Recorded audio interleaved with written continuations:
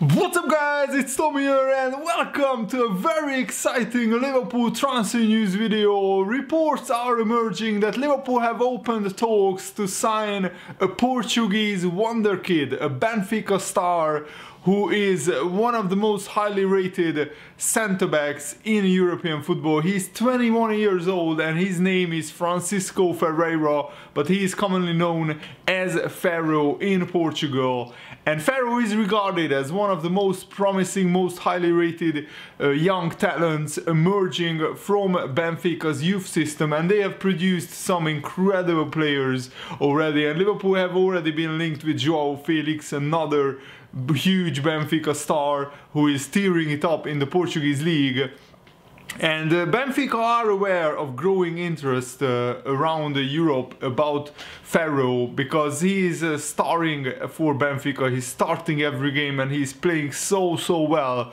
So many European clubs, including Liverpool, have taken notice. So let me know guys, do you think Liverpool need to sign a centre-back? In my opinion, yes, we need to sign a centre-back, and a player like him would be perfect for the future because we could develop him for the next 5 years. But I also think we need a centre-back who can come in right now and be a first-team player. Somebody like Matthias de Ligt of Ajax. There are so many talented young centre-backs at the moment in world football, and Liverpool need to sign at least one of them, because as you know, we can't rely on Lovren and Joe Gomez in terms of their fitness. They are in and out of the Liverpool side, they get injured very frequently, and thank goodness Matip has stayed fit for the past 3 or 4 months. Otherwise Liverpool would have really struggled defensively with just one fit centre-back, Van Dijk.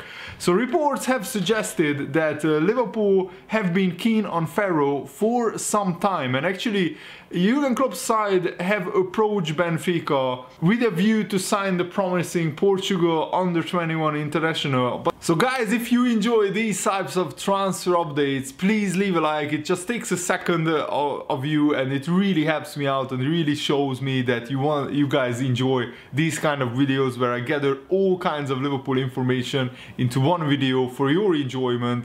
So thank you for your continuous support. Newspaper reports are claiming that Ferro was approached by Liverpool 2 years ago. Liverpool made a 10 million offer for Ferreira 2 years ago in 2017, and basically we wanted to take him on loan, and we wanted an option to buy clause inserted into the contract, and that option was 10 million. But of course Benfica was having none of it, because Benfica knew fully well that this is such a talented young centre-back that they could get a lot of more money for him in the coming years. And actually Ferro signed a new deal at Benfica at the beginning of March, and just to show how highly Benfica rate him, they inserted a 100 million euro release clause, an 85 million pound release clause into Ferreira's contract, and that contract is you know, tying Ferreira to Benfica until 2023. So I don't think Liverpool should sign him for 85 million. That's a ludicrous amount of money, but these release clauses are just so nobody buys him if Benfica don't want to sell him. But I think a reasonable offer of like 40 million pounds could force Benfica's hand, because Benfica is a selling club. Their whole club structure, their whole model is about developing young players, selling them on to other big European clubs, and then making a big profit and operating that way. So I don't think Benfica would reject all kinds of Liverpool offers for Ferreira. Maybe for the development, for the career of this young talent, maybe it's better for him to stay at Benfica. As much as I want Liverpool to sign the best young talents, it's not always works out. Point in case Lazar Markovic. He was also a 21-year-old youngster when he signed for Liverpool from Benfica for a lot of money, 20 million pounds, and that turned out to be a disaster. Markovic never settled in England, and never put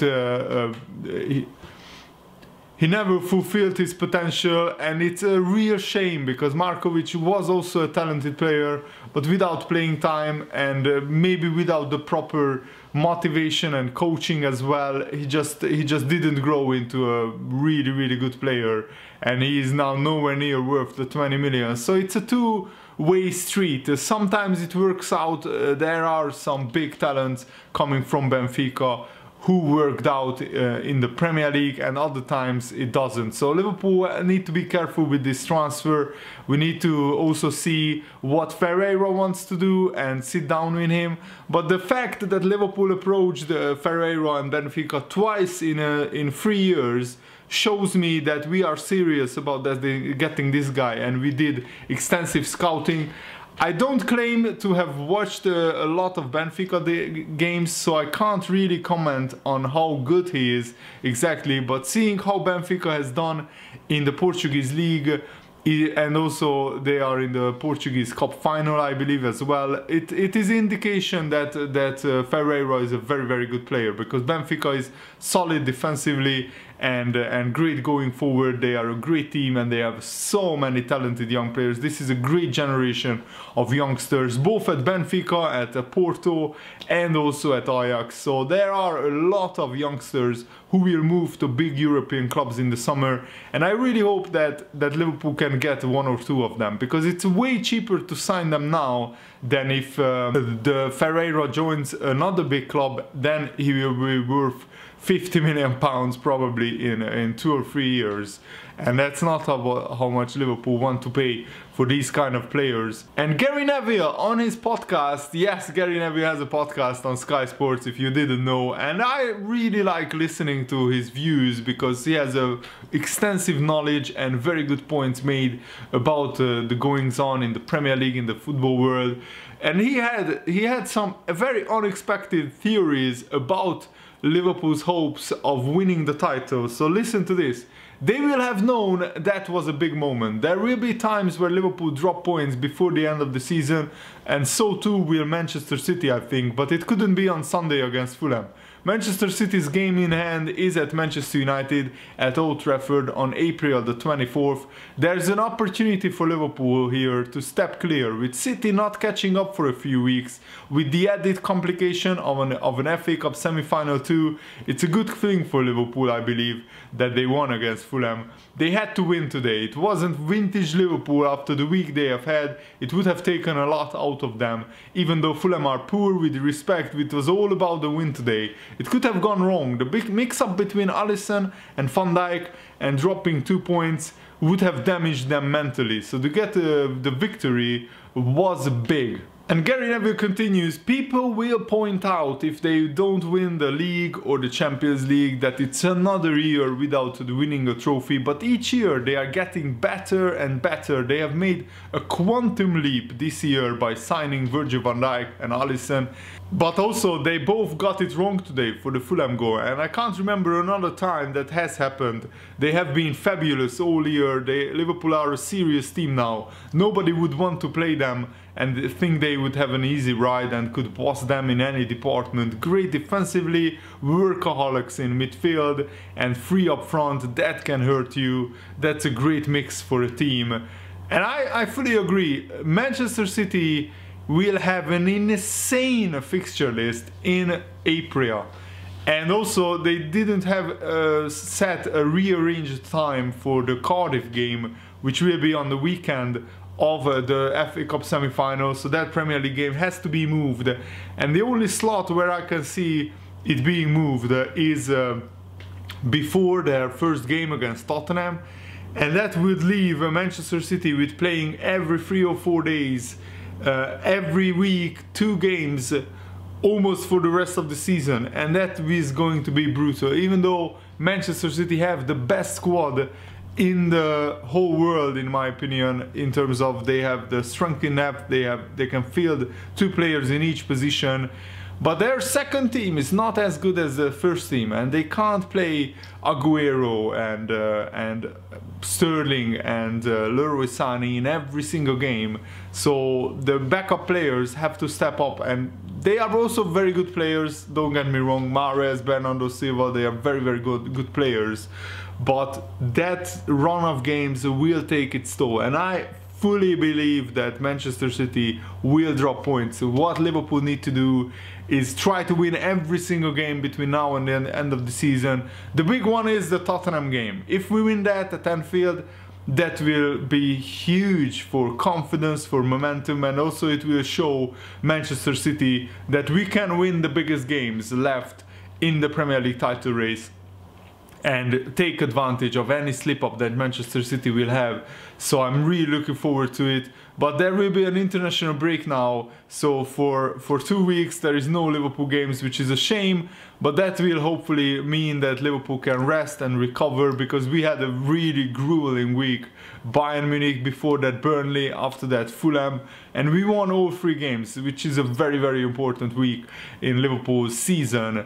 So yeah, let me know guys, how do you see the title race unfolding? And Emil Heskey has an interesting theory about why Mohamed Salah is not scoring. For the past 7 games, Salah has 0 goals, but he's still our joint top scorer in the Premier League and overall as well with 20 goals. So I think Salah still has a great season, but Emil Heskey said that maybe he's just trying a little bit too hard.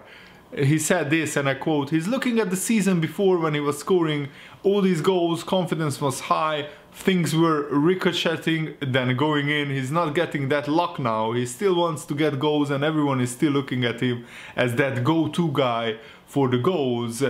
And John O'Sullivan had a very interesting point, that Mane scoring regularly is a byproduct of teams committing a lot of men to marking Salah. And he also says it's such a shame that the Oxlade-Chamberlain wasn't fit until now, because he believes that the Ox would have had about 8 goals already with the space that Liverpool had in midfield. And I believe so as well, because sometimes 2, sometimes even 3 players are marking Salah, and that leaves Mane wide open sometimes to score, and also it leaves sometimes the midfielders wide open. The big problem that Liverpool have is we don't have a midfielder who can score regularly, which is a big miss. Emil Heskey also said about Salah that there's times when he should be passing the ball, but he's wanting to score himself. That is the danger. When you are going through that patch, you need the balance. You need to know when to pass the ball, when to take the shot. You've got to remember, we were talking of him last season in the same vein as Lionel Messi, Cristiano Ronaldo. So he's probably got that in his head as well. So he wants to be scoring the goals like they are. It's a blessing for Liverpool, isn't it, that they have someone of his stature, someone of his ability to step in to the plate where Salah has failed to produce. He's talking about Mane here. He's such a dynamic, quick player, Mane. If you look at the season before, he went through little spells where he was scoring 3 goals, 4 goals, and now he seems to be making it more consistent. And he's right, Emil Heskey. Mane has 11 goals in 11 games, an incredible run of form. And just to think that before that 11 games, Mane only had 9 goals this season, and now he has 20. And Mane, honestly, if he keeps this goal scoring run going, he will end up as Liverpool's top scorer, and he could end up as the Premier League top scorer, because now Aguero has only 1 goal more than Sadio Mane, which is huge. That both Salah and Mane have realistic chances of winning the top scorer award. I can't remember the last time Liverpool had 2 players with 20 goals or more in the Premier League. I really hope that we do that. I think it was Sturridge Suarez in 2013-14. I just remembered, guys.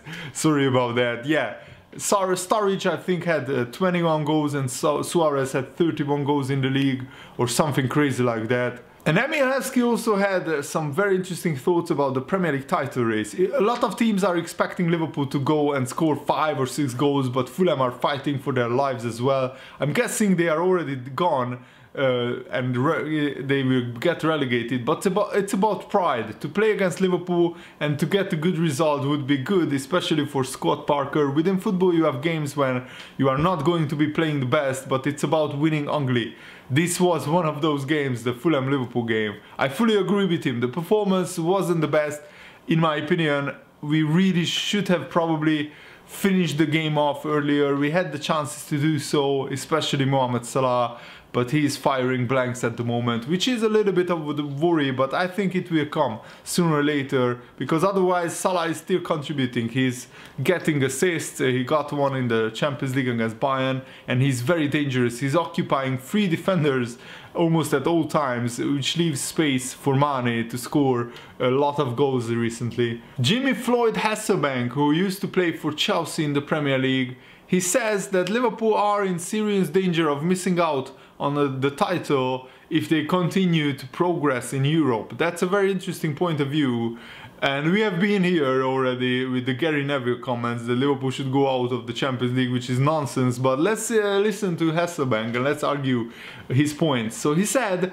I definitely think Liverpool are maturing as a team and getting closer to City, but I still don't see them winning the title. When I look at City's run-in, I can see them staying unbeaten and even going to Old Trafford and beating Manchester United if they have to. The big thing that could cost Liverpool is the Champions League. The longer they are in Europe, the more I think they are likely to drop Premier League points. At full strength, when you compare the strongest 11 to Manchester City's, there is not much between them, but Jurgen Klopp's bench is simply not as strong as Manchester City's. Liverpool will have injuries or even just fatigue to deal with in the final few weeks of the season, and for me, that is when they might just fall short.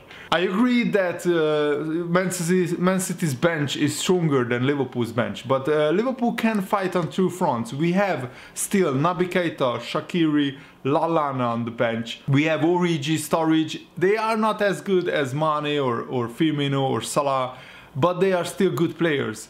And I don't think that we have to start Origi or we have to start Sturridge in one of the games, because I think Liverpool can cope with 2 games a week. Manchester City will have 2 games a week in every single week. The big difference is Liverpool will have not. So we will have some weeks where we will get a full week's rest, or at least 4 or 5 days. 4 days is the minimum good recovery after a game where you can start training. Liverpool will have 8 games where there will be 4 or more days between the games. Manchester City will have like 0 or 1 maybe. That's a big difference in my opinion. So I think Liverpool, as much as I want them to win the Champions League, I think the focus will be on the Premier League. And if Jurgen Klopp has to choose of maybe rest 1 or 2 players in the Champions League or the Premier League, I think he will choose the Champions League to rest players in. And especially against Porto, maybe we can get away with starting Shaqiri, starting Lallana. Don't get me wrong, they are not bad players at all. But, you know, the regulars will start most of the games for Liverpool, and I think we can cope with that. But let's wait and see what happens. I really hope that we get to the semi-finals of the Champions League, at least, because now we need to knock out Porto. If we go out against Porto, that will be a massive disappointment. I mean, going out to Bayern Munich, nobody would have really honestly blamed Liverpool, because Bayern are a powerhouse of European football, but Porto not so much. So we need to knock out Porto, and then let's see what happens. Let's see who do we get in the semi-finals of the Champions League. I think it will be against Barcelona, and if we get knocked out by Barcelona, I mean, nobody can really blame Liverpool for that. And then hopefully we can go on and be consistent enough to win the Premier League title. Manchester City will drop points. They have an insane fixture list. Just check it out for yourself. Just Google Manchester City fixtures and see how many games they play in April, for example. Thanks for watching, guys. Hope you enjoyed this video. Have a nice day. See you later. Goodbye.